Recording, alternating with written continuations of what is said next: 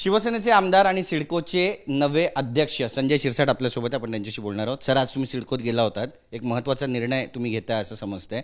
40,000 घरांचा हा निर्णय आहे आणि नेमका हा निर्णय कसा असणार आहे, किती दिवसामध्ये याची अंमलबजावणी होईल आणि किती मोठा दिलासा मिळेल लोकांना? सिडको 40 ने 47,000 जवळपास घरं आम्ही बांधतोय. त्यातले जे काही आता कंप्लीट होण्याच्या मार्गावर आहे त्यात 25,000 घरांसाठी या 2 तारखेला जाहिरात आम्ही त्याची प्रसिद्ध करतोय.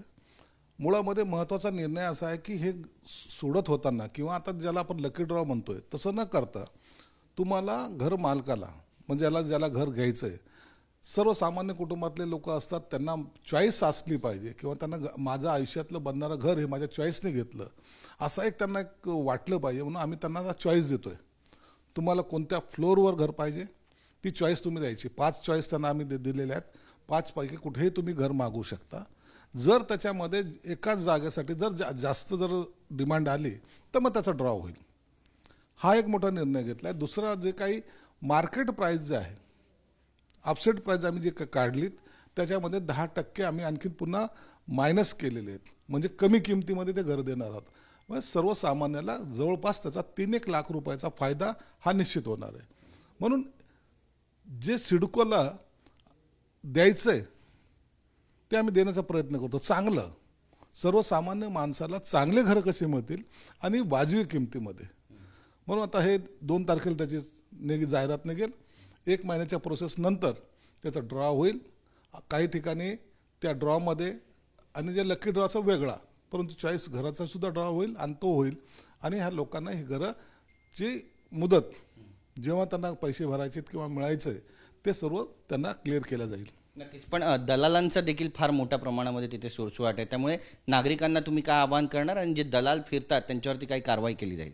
आता दलालांना तिथं इंटरेस्ट नाही सर्व. आता त्यासाठी पुन्हा एक दुसरं सिडको सुद्धा एक ॲप काढतंय ज्याच्यामुळे तुम्हाला घरी बसल्या बसल्या तुम्हाला तुमचा फॉर्म तुम्ही भरा, तुम्ही फिलअप करा, तुम्ही सिडकोकडे नोंदणी करा.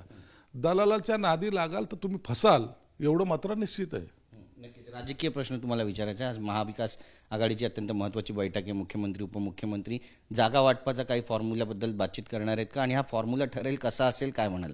महायुतीची बैठक आज होणार आहे, महाविकास आघाडीची नाही. तर ती बैठक आज ठरेल आणि त्या बैठकीमध्ये आता एक अंतिम मसुदा तयार करायचं काम चालू आहे. नेमक्या कोणत्या पक्षाने किती जागा लढवाव्यात, भाजप किती, शिवसेना किती, राष्ट्रवादी किती, आणि मग हे जागाचा फॉर्म्युला ठरल्यानंतर मग त्या कोणत्या जागा असतील हे नंतर जाहीर केलं जाईल. परंतु मला या 2-4 दिवसामध्ये जागेचा फॉर्म्युला फायनल होणार आहे. अजितदादा नाराज आहे असं म्हणावं का? कारण ते म्हणतात की वाचाळवीरांनी स्वतःला आवरावं, याचा फटका महायुतीला बसतोय कुठेतरी, आणि वाचाळवीर ज्या पद्धतीची विधानं करतायत त्यामुळे बरंच नुकसान होतं पक्षाचं. या सर्वच काही ज्या ठिकाणी जर त्यांना जर वाटत असेल तर त्यांनी नेत्यांच्या कानावर किंवा तुम्ही तिन्ही प्रमुख नेत्यात तुम्ही ते ठरवलं पाहिजे की कोणते वाचाळवीर आहेत त्यांना बोलू न देणे हा त्याच्यावरचा एक उपाय आहे.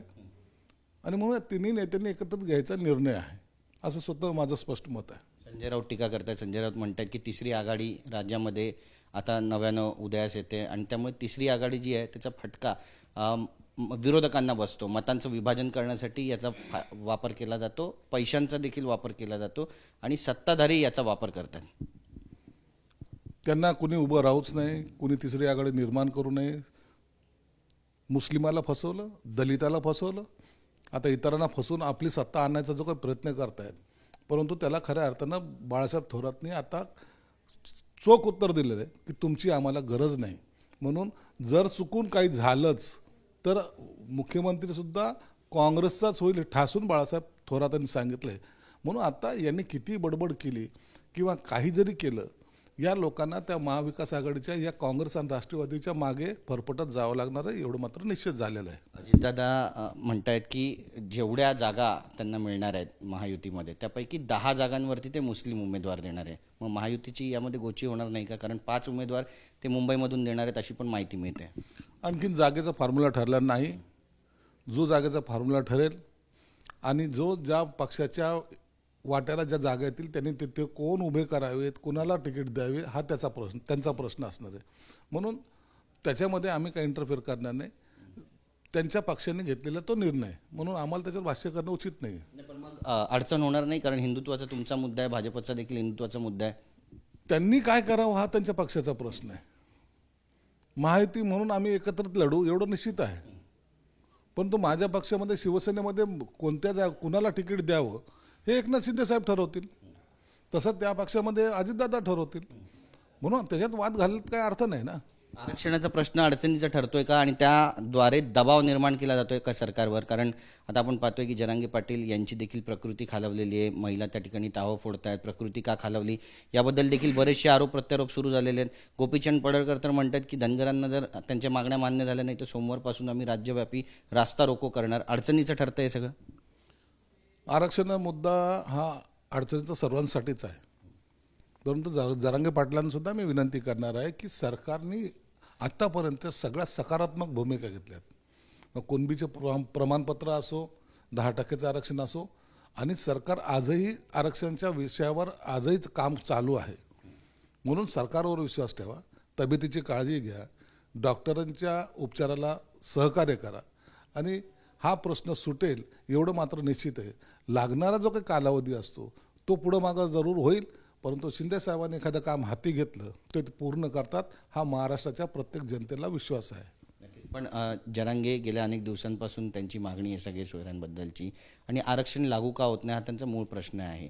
सरकार न्याय देईल त्यांना? सरकार प्रत्येक गोष्टीला कायद्याच्या चौकटीत बसून न्याय देईल. सरकारची भूमिका स्पष्ट आहे. ओबीसीच्या आरक्षणाला कुठेही धक्का लावणार नाही. मराठा समाजाला आरक्षण देण्यासाठी ज्या ज्या काही करता येईल ते सर्व प्रयत्न सरकार जरूर करेल. आमच्याशी बोलल्याबद्दल कॅमेरा पर्सन सिद्धेश नाईकसह गिरीश गायकवाड, TV9 मराठी, मुंबई.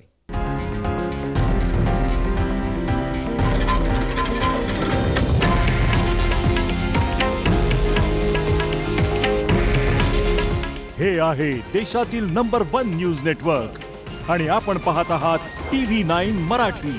काळजी तुमची, हित महाराष्ट्राचं.